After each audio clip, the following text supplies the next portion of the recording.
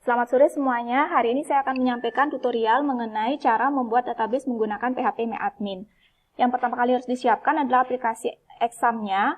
Kemudian pada aplikasi exam di sini pada service Apache kita klik tombol Start, pada service MySQL juga kita klik tombol Start.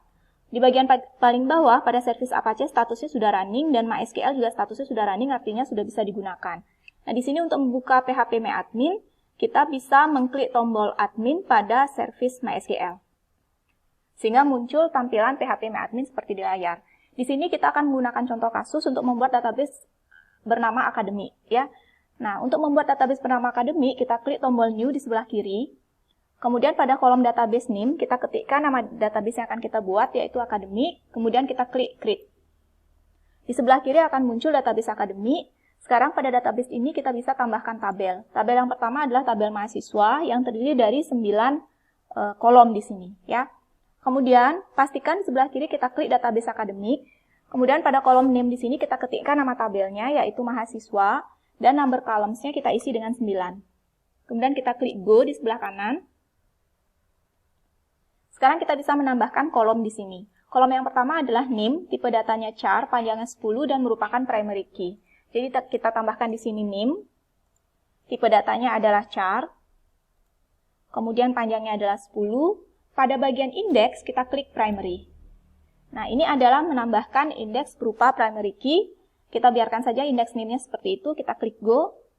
Kemudian pada kolom kedua, itu kita akan tambahkan kolom nama depan dengan tipe data varchar dan panjangnya 30. Kita ketikkan di sini nama depan. Kemudian kita pilih di sini adalah varchar. Kemudian untuk panjangnya kita ketikkan 30. Berikutnya adalah kita tambahkan kolom nama belakang varchar 30. Kita ketikkan di sini nama belakang. Tipe datanya kita pilih varchar dan panjangnya kita pilih 30. Berikutnya adalah kita tambahkan kolom tanggal lahir, tipe datanya date.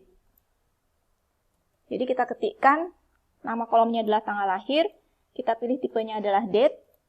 Kemudian kita ketikkan kolom berikutnya nama jalan, ya tipenya varchar, panjangnya 60. Kita ketikkan di sini nama jalan untuk kolomnya, tipenya varchar, panjangnya 60. Berikutnya adalah kita akan menambahkan kolom kecamatan, varchar 30, kota varchar 30, provinsi varchar 30, dan kode pos char 5. Jadi kita akan tambahkan di sini kecamatan, tipe datanya adalah varchar, panjangnya adalah 30. Di bagian bawah kita tambahkan lagi kota untuk kolomnya, tipenya varchar, panjangnya 30. Di bawahnya kita tambahkan provinsi untuk nama kolomnya, tipenya varchar, panjangnya 30. Dan paling terakhir adalah kode pos, tipenya adalah char, panjangnya adalah 5. Jadi setelah seluruh kolom kita tambahkan, di sini kita akhiri dengan mengklik tombol Save di pojok kanan bawah. Ini adalah struktur dari tabel mahasiswa, di mana pada bagian name ada simbol kunci berwarna emas, yang ini artinya merujuk bahwa kolom ini merupakan primary key. Kemudian di bagian paling bawah indeks, ada satu indeks yaitu primary yang merujuk pada kolom name. Sekarang kita akan tambahkan tabel yang kedua, yaitu tabel mata kuliah, yang terdiri dari 3 kolom. Kembali kita klik database akademik, ya, supaya tersimpan di database akademik tabel yang akan kita buat. Name-nya adalah mata kuliah. Nomor kolomnya adalah 3. Kita klik Go. Di sini kita akan tambahkan kode mata kuliah, tipe datanya char, panjangnya 7 sebagai primary key. Nama mata kuliah, tipenya varchar, panjang 40, dan SKS tipenya tinyin. Yang pertama adalah kode mata kuliah. Kita tambahkan, tipenya adalah char, panjangnya adalah 7. Kemudian indeksnya kita pilih primary. Kita biarkan identitasnya, kita klik Go. Yang kedua, kita tambahkan nama mata kuliah, tipenya adalah varchar, panjangnya adalah 40, dan yang terakhir adalah SKS, tipenya adalah tinyin. Ya, di sini kolomnya sudah kita tambahkan semua, kita akhiri dengan mengklik tombol Save. Ini adalah struktur dari tabel mata kuliah, di mana kode mata kuliah merupakan primary key dinyatakan dengan simbol kunci berwarna emas di sini. Kemudian tabel ketiga adalah tabel skripsi, yang terdiri dari 4 kolom, yaitu kode skripsi tipenya integer, merupakan primary key yang bersifat auto increment, judul skripsi tipenya varchar panjangnya 120, abstrak tipenya varchar panjangnya 500, dan ada kolom NIM di sini yang merupakan foreign key dari tabel mahasiswa untuk kolom NIM. Jadi kita akan buat, kembali klik nama database-nya akademik, nama tabelnya adalah skripsi, nomor columns-nya adalah 4, kemudian kita klik Go. Untuk yang pertama adalah kode skripsi sebagai nama kolomnya, tipenya adalah integer, kemudian kita geser ke kanan bar kita, indeksnya kita pilih adalah primary key, kemudian kita biarkan identitasnya, kita klik Go. Di sini ada A_I, itu adalah auto increment, jadi kita klik untuk merujuk bahwa kolom ini bersifat auto increment. Kemudian yang kedua adalah judul skripsi sebagai kolomnya, tipenya adalah varchar, ya, panjangnya adalah 120. Kemudian yang ketiga adalah abstrak sebagai judul kolom, tipenya adalah varchar, panjangnya adalah 500. Dan yang terakhir adalah NIM, dengan tipenya adalah char, panjangnya 10. Di sini NIM ini akan menjadi foreign key yang berasal dari tabel mahasiswa, sehingga kita perlu set indeksnya dia sebagai indeks. Jadi pada bagian indeks kita pilih pilihan indeks. Kemudian pada indeks NIM-nya kita beri nama FK NIM skripsi, ya, yang menyatakan identitas bahwa NIM ini adalah foreign key untuk tabel skripsi. Kemudian kita klik Go, dan kita akhiri dengan mengklik tombol Save. Nah, ini adalah struktur tabel yang kita punya. Kita lihat ada dua kunci di sini. Untuk kode skripsi, kunci berwarna emas yang merujuk pada primary key. Dan untuk NIM, kunci berwarna abu-abu yang merujuk pada indeks. Bagian paling bawah kita lihat ada dua indeks, yaitu primary merujuk pada kolom kode skripsi, dan FK NIM skripsi merujuk pada kolom NIM.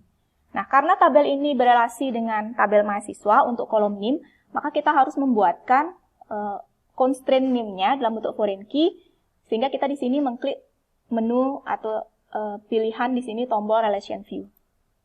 Pada relation view yang muncul, constraint name-nya kita ketikkan namanya misalnya FK NIM skripsi, ya. Di mana FK NIM skripsi ini ditujukan untuk kolom NIM yang ada tabel skripsi, dan dia merujuk atau berasal dari database akademik tabel mahasiswa kolom NIM. Karena hanya ada satu foreign key, jadi kita tidak perlu menambahkan constraint lain lagi, kita klik tombol save. Nah, perintah query yang muncul adalah your SQL query has been executed successfully, artinya kita sudah berhasil menambahkan foreign key untuk tabel skripsi. Kemudian, tabel yang terakhir adalah tabel nilai mahasiswa, terdiri dari 4 kolom. Ada NIM, tipenya char, panjangnya 10, dia bertindak sebagai foreign key dari tabel mahasiswa kolom NIM. Yang kedua, kolom kode mata kuliah, tipenya char, panjangnya 7, dia bertindak sebagai foreign key dari tabel mata kuliah untuk kolom kode mata kuliah. Kemudian ada nilai angka bertipe float dan nilai huruf bertipe varchar dengan panjang 2. Kembali klik database akademik di sebelah kiri, kemudian klik nama tabelnya yaitu nilai mahasiswa. Nomor kolomnya adalah 4, kita klik Go. Untuk yang pertama, kita akan tambahkan NIM dengan tipenya adalah char. Panjangnya adalah 10. Di sini NIM akan bertindak sebagai foreign key, sehingga kita harus pilih di sini indeksnya adalah indeks. Kemudian untuk namanya, saya beri nama, indeksnya adalah FK NIM nilai, ya, yang merujuk ke kolom NIM. Kita klik Go. Kemudian yang kedua, itu adalah kode mata kuliah, tipenya adalah char, panjangnya adalah 7. Nah, kode mata kuliah ini juga merupakan foreign key, sehingga kita harus set pada pilihan indeksnya sebagai indeks. Nah, di sini kita pilih, ada dua pilihan, bisa create single column index atau create composite index. Di sini saya pilih create single column index. Kita klik OK. Kemudian untuk indeks ini saya beri nama FK underscore kode mata kuliah, ya. Kemudian underscore nilai. Kita klik OK atau Go di sini. Kemudian yang ketiga itu adalah kolom nilai angka, tipenya adalah float. Yang keempat adalah kolom nilai huruf, tipenya adalah varchar dengan panjang 2. Oke, proses penambahan tabel sudah selesai. Kita klik save. Kita lihat di sini ada dua kolom berwarna abu-abu, yang artinya keduanya ini merupakan foreign key. Kemudian di bagian indeks bawah ada dua indeks, yaitu FK NIM nilai merujuk ke kolom NIM, FK kode mata kuliah nilai itu untuk kode mata kuliah.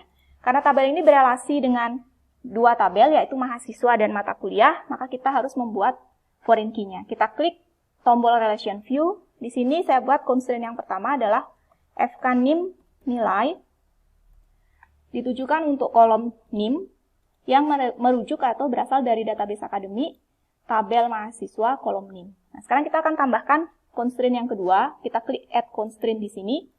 Kita tambahkan FK kode mata kuliah nilai sebagai nama foreign key-nya.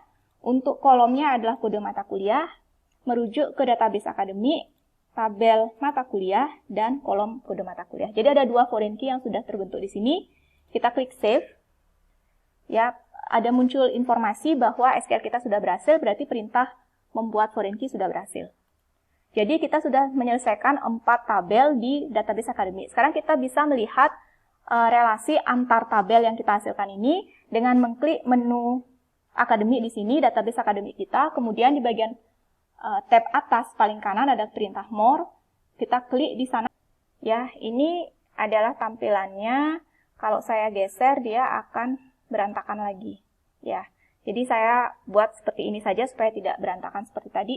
Jadi kita lihat di sini tabel mahasiswa berelasi dengan tabel skripsi, kemudian tabel mahasiswa berelasi juga dengan tabel nilai mahasiswa. Selain itu, tabel nilai mahasiswa juga berelasi dengan tabel mata kuliah. Jadi relasi ini dihasilkan, jadi tanda panah ini semua dihasilkan dari pendefinisian constraint yang kita buat tadi pada relation view, dan pendefinisian constraint itu bisa dimungkinkan jika kolomnya kita set sebagai indeks. Sekian yang dapat saya sampaikan pada tutorial saya mengenai cara membuat database menggunakan phpMyAdmin. Saya minta maaf jika ada suara-suara di luar suara saya yang mungkin terdengar pada video ini. Saya harapkan tidak mengurangi kejelasan saya dan menyampaikan materi pada video ini. Sampai jumpa di pertemuan berikutnya. Selamat sore, terima kasih.